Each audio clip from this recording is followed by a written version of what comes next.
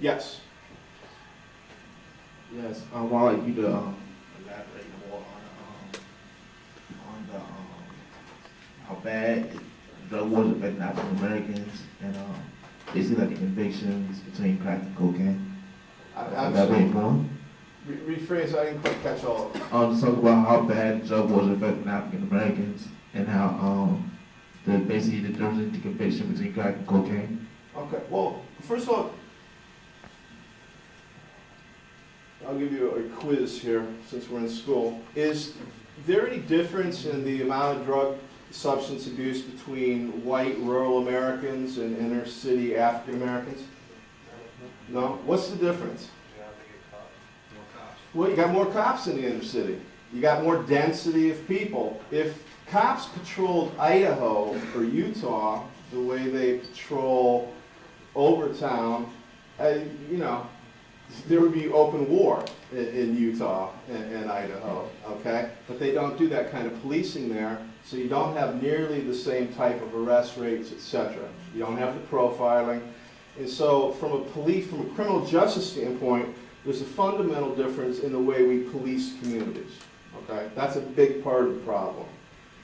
Crack and cocaine, first of all, there was a disparity in sentencing that recently has been addressed.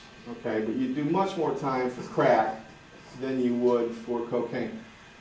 If you're really ever interested in looking deeply into this stuff, 48 Hours, when it was a brand new program, ran a program 48 hours on Crack Street, and they actually worked with one of my clients, little kid Stevie, okay?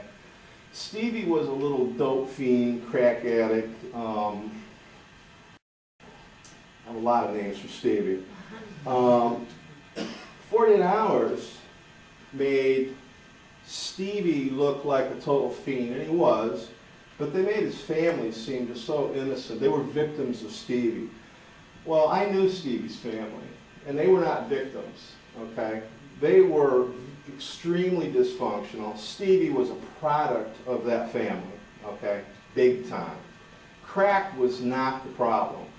If Stevie hadn't been on crack, he would have been sniffing glue, he would have been doing whatever, but crack was not the problem. 48 Hours and the media took crack and made it seem like and they've done this with a series of drugs. Methamphetamine is the most recent, marijuana at one time, you know, the plant with roots in hell. They do this occasionally when they get a new drug. So they made crack sound like this super dangerous drug. I was on the streets of Miami literally when crack hit the streets of the United States. It was a very deliberate, who's got the money in the poor inner city?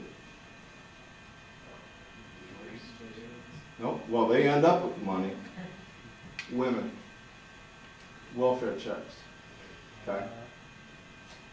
Crack was marketed at those women. It was literally sold at $3, $5, you know, you can afford this. It was small, it was transportable. There were 1,000 reasons why it was, economically it was brilliant. And there's a lot of evidence now. The drug cartels literally thought this out. They, had a business plan for how to basically get money out of the inner city with crack. Cocaine in Miami at the time, there were literally wars on the streets. We couldn't find any IV drug users. I mean, there were some hardcore ones there that had already been identified, but no one was using heroin at the time. Everybody was turning to crack. Cocaine in Miami is you need certain agents to make cocaine. Drugs are all about chemistry. What will make a drug pass the blood-brain barrier, essentially? Drugs like narcotics, marijuana, actually bind quite naturally with your brain, don't have that bad a toxic effect if they're pure. Alcohol is actually a toxin. You're poisoning yourself every time you drink alcohol. The toxic effective alcohol kicks in as kind of a byproduct from your liver that literally is kind of saturating your brain with a toxin.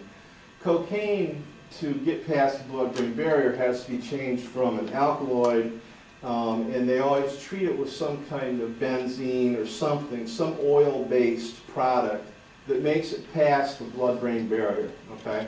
And literally, it's in Colombia, First, the DA made benzene unavailable, so all of a sudden cocaine had kind of a yellow cast to it, smelled a little different because they were cutting it now with acetone and different things. And it's an interesting history to look at how they have produced cocaine, produced these products to be marketed in the United States. Okay, but with crack, it was very deliberate to create a product that would sell in the inner city. The hype and everything around it then, they created these incredibly stupid sentencing laws so that with much less crack, I'd do much more time in prison, and it disproportionately affected the African American community. Fortunately, that's being addressed recently. Yes? I actually had two questions. One was if they legalize drugs, do the people in jail, do they have to be released from being in prison or jail? And two, my opinion is that the police officers in a community, better yet a smaller community, are aware of the buyers and the sellers. And say a cop doesn't know that this guy buys every weekend or whatever, like just a little bit, just personal use. Do cops, will they go ahead and just bust that guy for the hell of it, or in your experience, would you say they just leave those kind of guys alone, or what's your whole opinion on that? Well, cops. Look, cops are human. I worked with cops in a treatment center at one point. I worked there on weekends. Seafield 911. It was for cops who went into treatment. But why does a cop go into treatment? For one reason. He's got a felony conviction pending for some other shit, and he jumps into treatment because they never just admit they have a problem. They're the worst people I've ever worked with in treatment. Okay, I'm the worst, easily. I always would rather work with gangbangers than cops in treatment. They're horror stories. But you just saw this cop on the news, all over the news this past few weeks, this Powell guy in Dallas. Well, how would you like to run into Powell, with a dime bag in your pocket? Is he going to cut you any slack? Well, probably not. If you're black, you probably not even more, okay?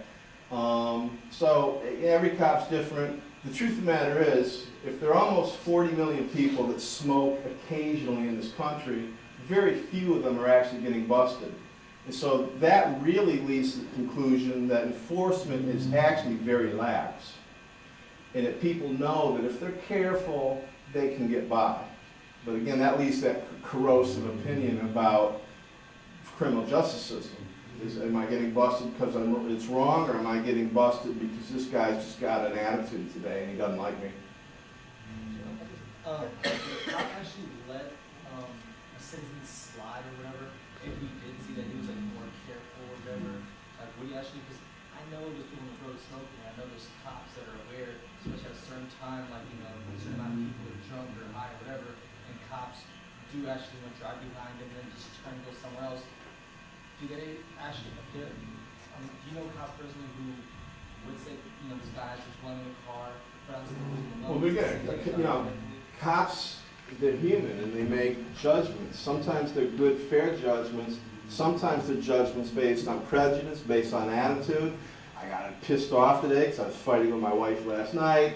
And cops do take stuff out on the public. Cops are also, they're good cops. I don't want to say all cops are like that.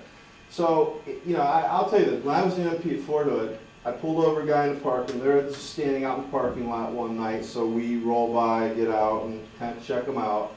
I asked to see, he's kind of fidgeting with his Marlboro box. Can I see that? And there's a joint in there. Okay? Now, the thing is, he seemed like a really cool guy.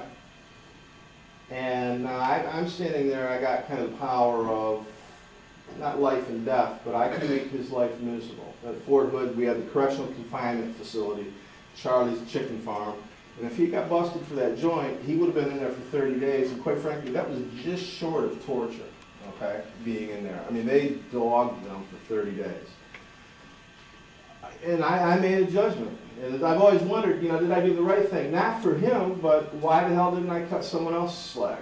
If I was going to do that for him because I thought he was cool, well, maybe this other guy, maybe I didn't like the look of him, or maybe I didn't like the way he came off, but is that fair to this other guy? But cops make those judgments every day, and I think they try to get it right most of the time. I hope they do. There are bad cops out there who consistently make wrong